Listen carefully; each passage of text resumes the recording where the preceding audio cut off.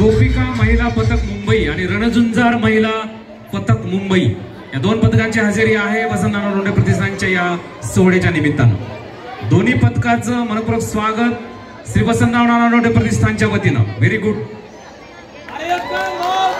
जोरदार टाळ्या, very good. Dahi Handi फुटलेली आहे गोपिका महिला पथक मुंबई जोगेश्वरी।